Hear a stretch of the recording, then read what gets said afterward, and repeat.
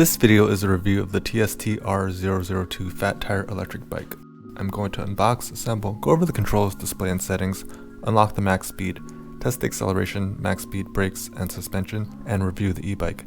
The TST R002 is a powerful full suspension moped style electric bike designed for smooth and versatile riding. It features a 1500 watt peak rear hub motor delivering speeds up to 32 miles per hour or 51 kilometers per hour, and a 48 volt 15 amp hour battery with a range of up to 65 miles or 105 kilometers per charge. Built for comfort, it includes hydraulic disc brakes, a Shimano 7-speed gear system, and front and rear adjustable suspension. It has 20 by 4 inch tires, headlight, taillight, and weighs 72 pounds or 33 kilograms. Additional specs can be found in the description section below. There's quite a bit of torque if I lean too far back. The front wheel does lift off the ground. I have to make sure that my weight is shifted to the front. This is the box that it came in.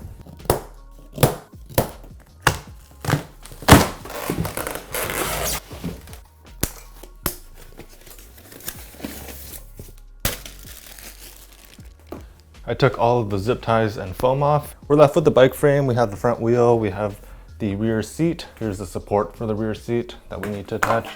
The front fender, the headlamp. There's another box here. There's the user manual. We have the charger, pedals, some nuts and bolts, tools. Looks like a guard for the rear derailleur and the kickstand. Make sure that you take the plastic between the brake pads out. Also remove the long spacer. Feed the disc through the brake pads. Just for reference, it's going to be the spacer.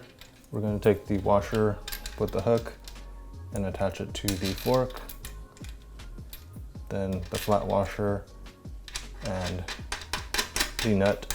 And we're going to do the same thing on the other side. I like to raise the fender as high as it will go. Tighten these mounts as well.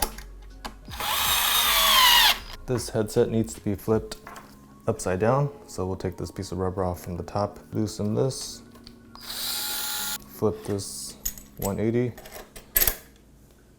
put this back in.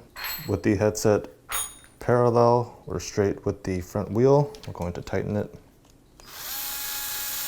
And then I'll tighten these two other bolts, one on each side. Put this cap back on. There were 4 bolts holding this bracket. I took them off. Let's put the handlebar on with the brake levers facing forward, and then we'll put this bracket back on. And also the 4 bolts. You can sit on the bike and figure out what angle is most comfortable for you.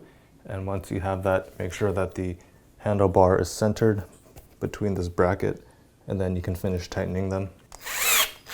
Your brake lever shifters and controls might be too high. There's bolts that you can loosen, not all of them, to shift them down, and I'll do that right now.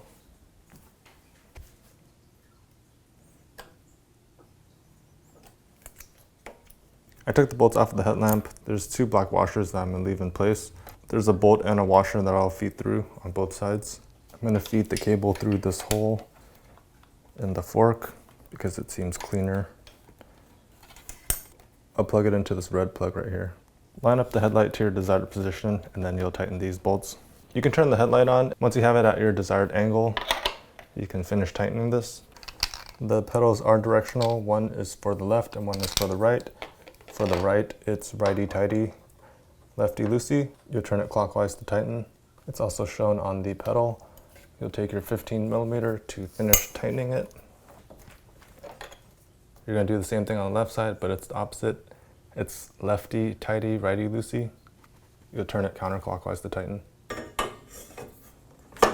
For these, we're going to take a long bolt with a washer, feed it through, and then take another washer and a nut. There's 2 on each side. We'll take the cord for the brake light and plug it together. I ended up wrapping the cable around this bracket a few times to get rid of the slack. The bottom of this seat has 6 bolts. We'll need to line it up with the holes here. going to use the crush washer and the nut, and it came with a special tool to help tighten them. There's also a derailleur guard. I think this is a 19mm, which isn't included with the wrenches that it came with, and they recommend that you take this to a bike shop because you have to be very careful not to damage the motor, but it's pretty simple. If you have a 19mm or adjustable wrench, you can loosen this nut, slide this down, and then retighten it. This is the charging port. Remove the piece of rubber right here to expose the charging port. We'll take the side of the charger, plug it in, and then we'll take the other end and plug it into an outlet. I don't have an outlet nearby, but if I did plug it in, there's an LED right here. It'll be red when it's charging and it'll be green when it's fully charged. It came with 2 keys by the handlebar. On the other side, you'll put the key in. You'll turn the key counterclockwise to unlock it. Slide this up. So here's the battery. There's an on and off switch. Circle is off. Line is on. The battery indicator is right here. If you press the button, it'll show you if it's empty to full. Here's some warnings. Here's the other side of the battery. This is where you put the key. Right to lock it, left to unlock it. Here are the contacts. This is very hard to see, but the battery model information is right here. The controller is hidden in the battery mount. We can put the battery back in, slide it down the rails, and turn the key counterclockwise. Let's take a look at the handlebar. Starting on the left side, we have the grip. This is the front brake lever, the thumb throttle. Here are some controls. We can see a plus and a right signal, a minus and a left signal, a headlight, an eye, and a power icon. This is the display, 7-speed shifter, the rear brake lever, and then the grip. To turn it on, we'll press and hold the power button and make sure that the battery is in the on position until the screen comes on. Just for reference, there's different icons. There's the front light, Bluetooth, throttle, brakes, error, the turn signal, left turn signal, right turn signal. There's the battery level, the assist level, the power bar, riding data, odometer, trip, and then the speed unit in kilometers per hour or miles per hour. If we double press the plus button, the turn signal comes on and you can see that it's flashing. To disable it, press the plus button twice. Same thing with the left turn signal. And then if you press the plus button once, it goes to pedal assist 1, 2, 3, 4, 5. 5 is the highest, and you can go down. 5, 4, 3, 2, 1, 0. And just to show you guys the max speeds, using the throttle, in pedal assist 0, nothing works. Pedal assist 1, 7 miles per hour, 8. Pedal assist 2, 11. Pedal assist 3, 14. Pedal assist 4, 16. Pedal assist 5 is 20. If we press and hold the minus button, it's supposed to provide a pedestrian walk mode of 3 to 4 miles per hour, but it doesn't seem to be doing that right now. If you press and hold the plus button, nothing happens. If you press and hold the headlight button, the headlight turns on. This is the tail light with the headlight off. If I press and hold the brake lever, it starts to flash. If I turn the headlight on, this illuminates. If I press the brake lever, it seems to get a little brighter and starts to blink. Here's the turn signal while braking. Press and hold the headlight button to turn it off. Right now it shows trip. If you press the power button, it goes to odometer, and then it goes back to trip. To go to the settings, you press and hold the plus and minus buttons. P1 is the speed units, it's in miles per hour. If we press minus, it goes down here, and then we can change it to 1. Now it's in kilometers per hour. I'm going to keep it to miles per hour. Then if we press the headlight button, it goes to P2. I think this is 0 start because when I changed it to 1 and went back, the throttle did not work until I actually pedaled, and then the throttle would work. So I'm gonna re-enable that. P2, I'm gonna change it back to 0. And then it goes back to P1. So there's only 2 programming settings, P1 and P2. So we'll just wait, and it'll go back to the main screen.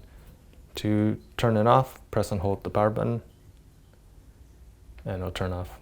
For reference, here are the error codes. If you go to the App Store, look up Orbital Sports, and you can download the app. I already downloaded it, so I'm going to connect it. Select the model and confirm. Class 2 limits you to 20 miles per hour. If you press Class 3, you can get 28 miles per hour. You have to wait a few seconds.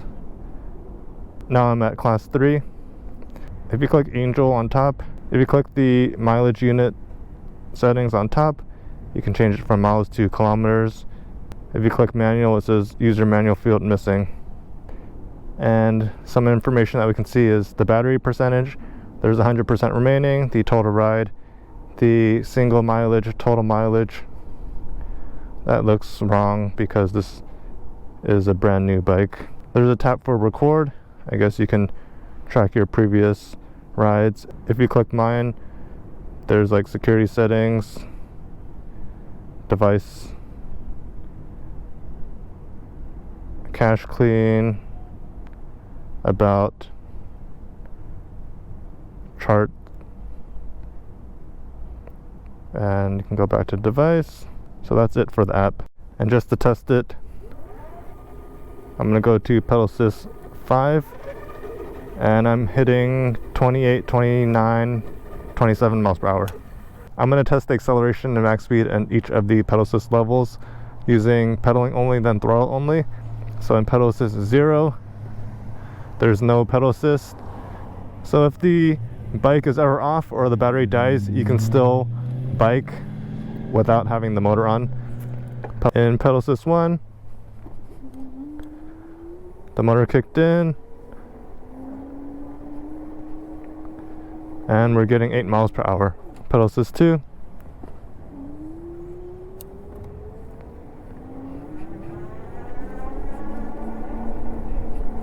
we're getting 13 miles per hour.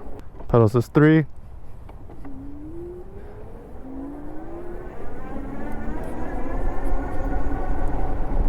$17 miles per hour. Pedal assist 4,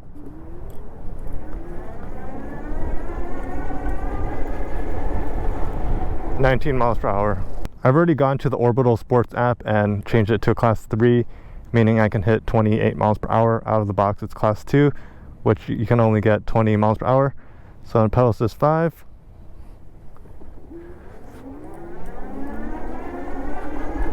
it says 20, 21, 22, 24, 25, 26, 27, 28 miles per hour, and 29. So I think that's the max that we're gonna get. To get 29 miles per hour, I had to put a little more effort into pedaling, but it still wasn't too hard. We'll do the same thing with the throttle. Pedal assist 0, the throttle does not work. Pedal assist 1, we hit 8 miles per hour. Pedal assist 2,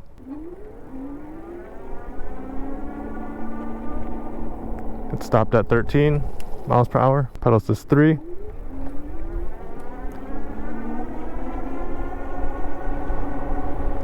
we're at 16, 17 miles per hour. Pedal assist 4,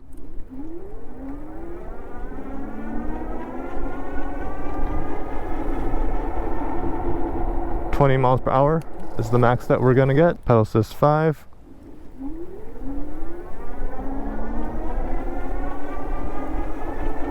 so it's 21, 22, 23, 24, 25, 26, 27, 28, 29, and we're not getting anything higher than 29 on this flat road. So 29 is the highest. If we go downhill, we could probably hit over 30. We're going to test the brakes by hitting the max speed of 28 miles per hour and then slamming on the brakes to see how soon it can stop. 28 at this first cone. We stopped right after this first cone. That's about 12 feet, which is pretty good. These are hydraulic disc brakes, so there is a hydraulic line inside, and out of the box you don't really feel it biting until around 80% travel, but when you do feel it bite, it feels very nice. To demonstrate, I'm going to push the bike and pull on this brake lever. You can see that it's starting to bite right here, and when it does bite, it feels very good. Same thing with the rear. It doesn't bite until around here, and then it bites. And there's not much adjustability. There's no cable to adjust except centering the caliper. Over time, air bubbles will form in here, so you have to re-bleed the brakes. I'm just going to leave them the way they are right now. In terms of suspension, there's a rear coil right here that has some adjustability. Out of the box, it feels a bit stiff. For the front, I believe there's springs inside and there's no adjustments. You can't lock it either. It also feels pretty stiff. For having stiff suspension, the ride itself is still pretty comfortable. And then the seat has foam inside.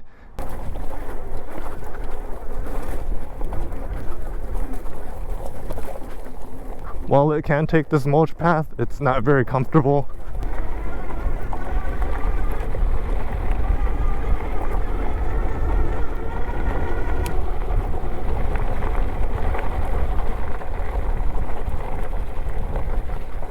Moving on to the review of the TST e-bike, what I like most about this e-bike is the retro style frame. It has a very comfortable padded seat, and it also has a 750 watt rear hub motor with a max peak of 1,500 watts, and it can hit 28 miles per hour after unlocking class 3 through the app. The battery is removable, so you can park this e-bike downstairs, take the battery upstairs and charge it without having to lug the entire e-bike. There are hydraulic disc brakes and they perform well.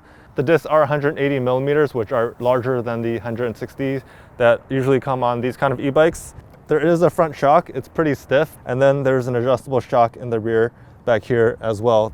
The ride is very comfortable, even though the suspension is a bit stiff. It also has a 7-speed Shimano rear derailleur, so you can shift and climb the steeper hills without issues. There's also a headlight and tail light, and this e-bike just works. Previously, I reviewed the Hitway BK29 e-bike, and this e-bike is very similar to that. I have a separate video comparing the differences between the two, which you can find a link for that video in the description section below. In terms of suggestions, the hydraulic disc brakes do feel more on the entry-level side. There's no adjustments that you can make to them, and out of the box they did rub a little. It's not so much a knock on the e-bike itself, but when I received the package, I had to install this rear bar and then the seat as well, and some of the tools that they came with, especially the ones to attach the nuts on the bottom of this, did not work very well. It was very cumbersome, so I had to use my own ratcheting tool to do that, and it sped up the process.